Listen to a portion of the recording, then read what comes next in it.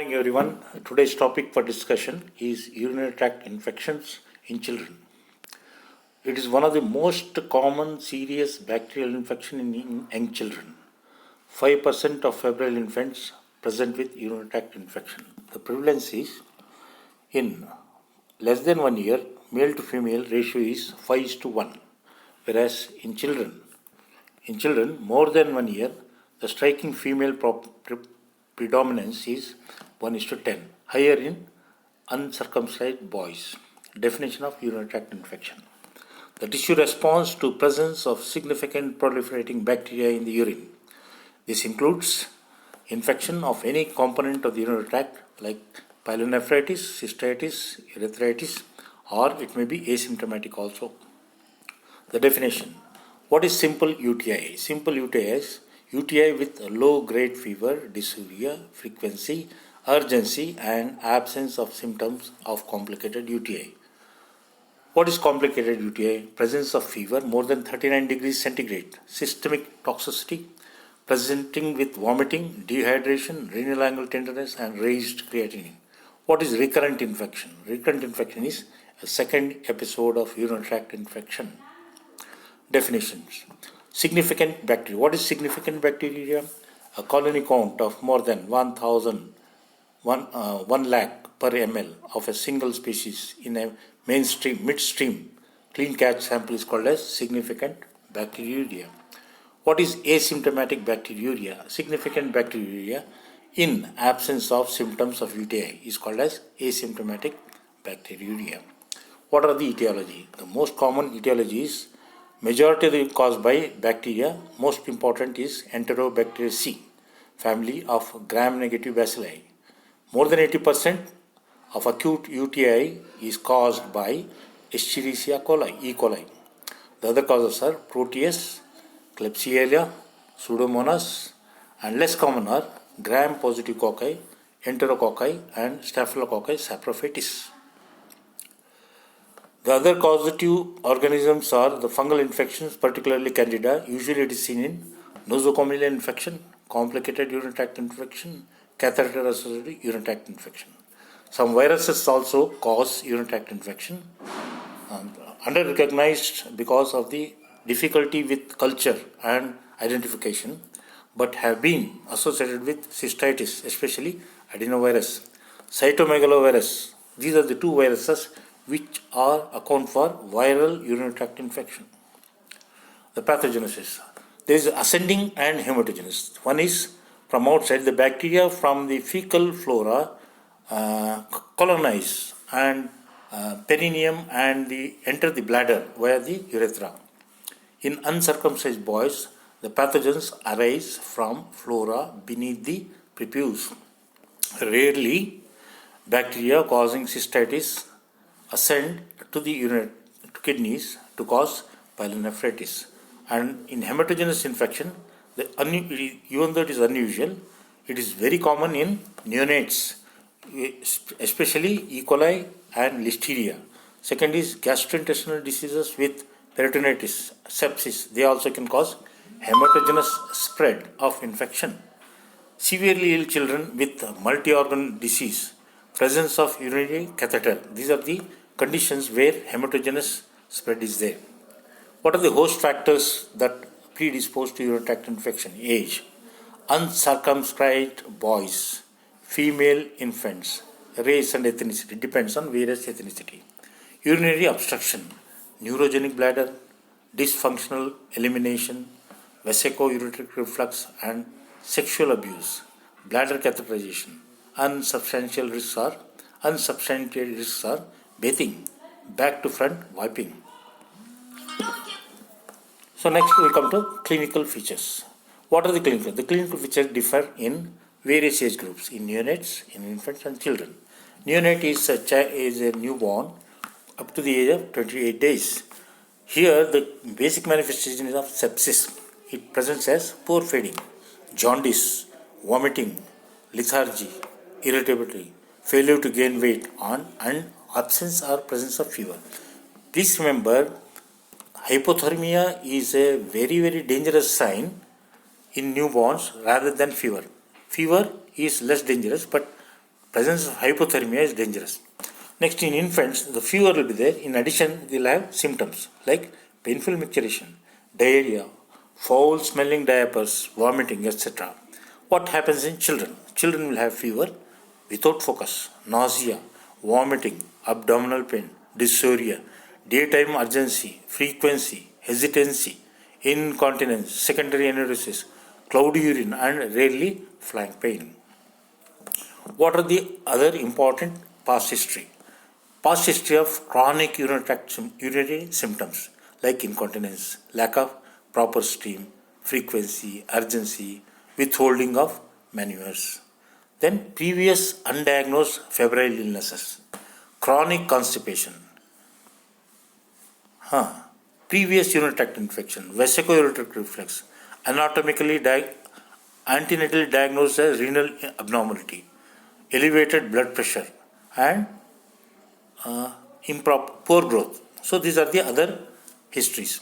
What is the family history? Family history is anybody in the family having frequent urinary tract infection, vesicoureteric reflux, genitourinary abnormality, renal failure. These are the family history. Examination and physical examination. In examination, physical examination, what do? You have to document the blood pressure. Blood pressure is, because kidney is involved, the blood pressure will be raised and their temperature will be more. Growth parameters like height, weight, head circumference, they will all be deranged. On examination you may find abdominal masses in the bladder, constipation, renal masses. Then in perineum and genitalia you may find evidence of urinary tract infection. Girls, labial adhesions, vulvovaginitis. In boys, the presence of and conditions of foreskin, stricture of meatus of urethra. These are all the findings. If incontinent spine, perineal sensation, anal tone, power, these are all the associated physical findings. There may be evidence of sexual abuse. What investigation you do? You do urine examination, blood examination, and imaging. What do you find in urine? Urine you do by dipstick. You will find nitrates, elevated nitrates, and you may find microscopy, numerous pustules, more than 10 per high power field. Presence of bacteria in the urine, and you may find granular cast. Culture and sensitivity. The most important is when you collect a sample of urine, you must take for routine examination as well as for culture and sensitivity. Please, you are always advised to take a clean mid-catch specimen of urine. Collection of specimen for culture. Child, clean catch midstream specimen should be taken. Neonates and infants, urine sample is by suprapubic aspiration or transurethral bladder catheterization. Urine specimen should be promptly plated within 1 hour of collection. If delay sample can be stored in a refrigerator at 4 degrees centigrade for up to 12 to 24 hours. When do you suspect UTI? Leukocyte, WBC, pus cells, uncentrifuged specimen more than 10 per cubic millimeter, centrifuge more than 5 per high power field. It can normally, less than this can occur in fever also and in presence of gallstone, urinary stones and other conditions. Urine enzymes, leukocyte esterase or nitrate, combined moderate sensitivity and specificity. Okay. Urine culture method, suprapubic, any number, probability 19%. Colony count, any number. Catheter specimen more than 50 per 10 to the power of 3. That is 95% probability. Then bag specimen, a midstream and bag specimen more than 10 to the power of 5 CFU per ml. It is accounts for 90 to 95% probability. Now, when do you repeat urine culture? Contamination is suspected. Example, mixed growth of 2 or more pathogens. Growth of organism that normally constitutes the periurethral flora. UTI is strongly suspected, but colony count is equivocal. See, in all these conditions, you have to repeat the urine culture. Now comes to management. First, you have to relieve of acute symptoms. treatment of infection. Third is identification of any underlying abnormality, prevention of recurrence, prevention of long-term complications. Management. Initiate immediate after culture drawn reduces the severity of the scarring. Empirical initially, change as per as cultural sensitivity. Older children, otherwise well, cystitis or oral therapy for 7 days. So what are the medication? Oral antimicrobials. Medication, cefixime, 8 to 10 milligram per kg per day in 2 divided doses. Co-amoxiclav, that is augmentin or otherwise, 30 to 35 milligram per kg per day in 2 divided doses. Ciprofloxacillin, 10 to 20 milligram per kg per day in 2 divided doses. Ofloxacillin, 15 to 20 milligram per kg in 2 divided doses. Cephalexin, 50 to 70 milligram per kg 2 times a day. Duration of treatment, infants and children in complicated UTI 10 to 14 days. Simple urinary tract infection 7 to 10 days. Adolescents with cystitis 3 days. Following treatment prophylaxis antibiotic therapy is initiated in children below 1 year of age. Management. Intravenous therapy indicated in dehydrated, vomiting, unable to drink fluids. Children less than 1 month of age. Suspected urinary sepsis. Duration is 10 to 14 days. Initially, what you have to start is injection ceftriaxone, 50 to 75 milligram per kg per 24 hours, not to exceed 2 grams, or injection ampicillin, 100 milligram per kg for 24 hours, plus add an aminoglycoside, gentamicin, 3 to 5 milligram per kg for 24 hours in 2 divided doses. Further investigation. Girls 2 years of age with a first urinary tract infection, boys of any age with first urinary tract infection, children of any age with a febrile urinary tract infection, and children with recurrent urinary tract infection need further investigation. Fifth, the first UTI and the fifth indication for further investigation is first UTI in a child of any age with a abnormal voiding pattern, poor growth, hypertension, family history of renal disease. Evaluation after the first urinary tract infection. What all you do? First is imaging studies. Aim of investigation is to identify patients at high risk of renal damage, chiefly those below 1 year of age and those with vesico-ureteric reflex or urinary tract obstruction. Includes ultrasonography of DMSA scan, dimercaptosuccinic acid, DMSA, and you also should include micturating cystourethrogram. So these are the two investigation imaging techniques which are supposed to be done to identify the patients with high risk of renal damage. What do you do in ultrasonography? It provides an information of kidney size, number and location, presence of hydronephrosis, urinary bladder anomalies and post-voidal residual of urine. Ultrasonography should be done in all patients with diagnosis of first urinary tract infection. What is voiding cystourethropy? It is called as micturating cystourethropy. It is indicated in vesico-ureteric reflex, bladder outlet obstruction and other abnormalities. How do you do micturating cystourethropy? Main indication in children in urinary tract infection. MCU is recommended 2 to 3 weeks after treatment of an acute urinary tract infection. MCU detects vesico-ureteric reflex. Also provides for anatomical details regarding the bladder and the urethra. How do you classify vesico-ureteric reflex? Grading 1, 2, 3, 4, depending on to what extent the urine regurgitates back into the pelvis.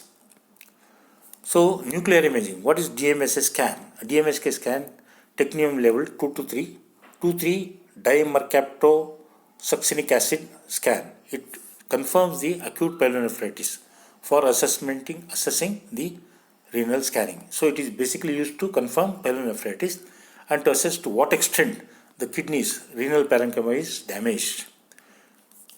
So DMSA scan is carried out in 2 to 3 months after the treatment. Early DMSA scan soon after UTI is not recommended. DMSA is a sensitive technique for detecting renal parenchymal infection and cortical scarring. Complications of urinary tract infection.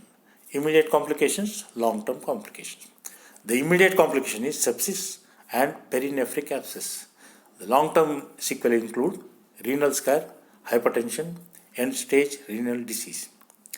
How do you prevent a recurrent urinary tract infection? General principles are adequate fluid intake and frequent voiding. Constipation should be avoided. In children with the vesicoureteral reflex, regular and violational low pressure voiding with complete bladder emptying is encouraged. Double voiding. Double voiding is you void first, then wait for some time. Again, you see that whatever residual is there, you void. Circumcision reduces the risk of recurrent urinary tract infection in infant boys and therefore have benefits in patients with high grade reflux. So, how do you evaluate after the first urinary tract infection? So, it divided into two: age less than 1 year, age 1 to 5 years, age more than 5 years. Age less than 1 year, ultrasound, micturating cystourethrogram, DMSA renal scan. Age 1 to 5 years, ultrasound, DMSA scan plus MCU if ultrasound or DMSA is abnormal. In children, age more than 5 years, you have to do ultrasound. If ultrasound is abnormal, then you do MCU, micturating cystourethrogram and DMSA scan. Recurrent urinary tract infection at any age should undergo detailed imaging with ultrasonography, MCU and DMSA scintigraphy. Prevention of recurrent urinary tract infection, antibiotic prophylaxis. Indications for prophylaxis: UTI below 1 year of age while awaiting imaging studies. VUR, presence of vesicoureteric reflex. Frequent febrile urinary tract infection, 3 or more episodes in a year, even if the urinary tract is normal. So, what are the antimicrobials which you use in prophylaxis of UTI? Medication: cotrimoxazole, that is sulfamethoxazole and trimethoprim combination in 4:1, 5:1. The dose is 1 to 2 milligram per kg per day of trimethoprim. Per day, it is given in 2 divided doses. Remarks: avoid in infants. It should be avoided in infants. Less than 3 months, glucose 6-phosphadehydrogenase deficiency may occur, which will result in hemolytic anemia. In children less than 3 months, we have to avoid cotrimoxazole. Second is nitrofurantoin, 1 to 2 milligram per kg. It may cause vomiting and nausea. Avoid in infants less than 3 months because of G6PD deficiency and renal damage. So, prophylaxis continued. The medicine is cephalexin, first 3 to 6 months of life. The dose is 10 milligram per kg per day, single dose.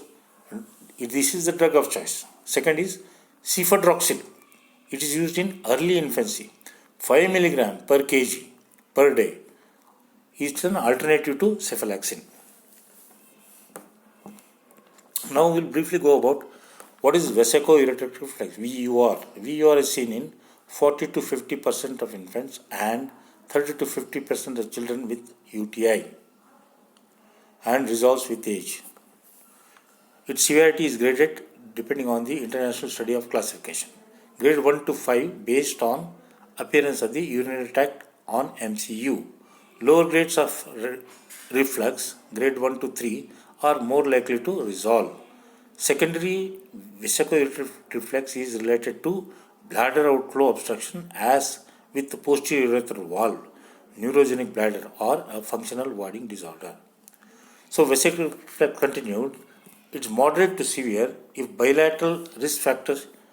Moderate to severe vesicoureteric reflex if bilateral risk factors for pyelonephritis and renal scarring with subsequent risk of hypertension, albuminuria and progressive kidney damage is very high. The risk of scarring is highest in the first year of life. The presence of intrauterine vesicoureteric reflex has been associated with renal hypoplasia or dysplasia. How do you manage vesicoureteric reflex? Grade 1 to 2, grade 1 and 2, antibiotic prophylaxis until 1 year old. Restarting antibiotic prophylaxis if breakthrough febrile UTI occurs. See, grade 1 and 2, antibiotic prophylaxis should be given until 1 year is old. If there is, you have to restart antibiotic if during prophylaxis if there is breakthrough. Grade 3 to 5, antibiotic prophylaxis up to 5 years of age. Consider surgery if breakthrough febrile urinary tract occurs. Beyond 5 years, prophylaxis continued if there is bowel bladder dysfunction. Screening for sibling and offspring for vesicoureteral reflux. Reflux is inherited in an autosomal dominant manner with incomplete penetrance. 27% of siblings and 35% of offspring of patients show vesicoureteral reflux. Ultrasonography is recommended to screen for the presence of reflux. Further imaging is required if ultrasonography is abnormal. In summary, urinary tract infection presents as a febrile illness without localization. Hence, high index of suspicion is required. May bring to notice presence of vesicoureteral reflux or obstructive abnormality. Early and aggressive treatment of acute pyelonephritis prevents renal damage, hypertension, and end-stage renal disease. Thank you.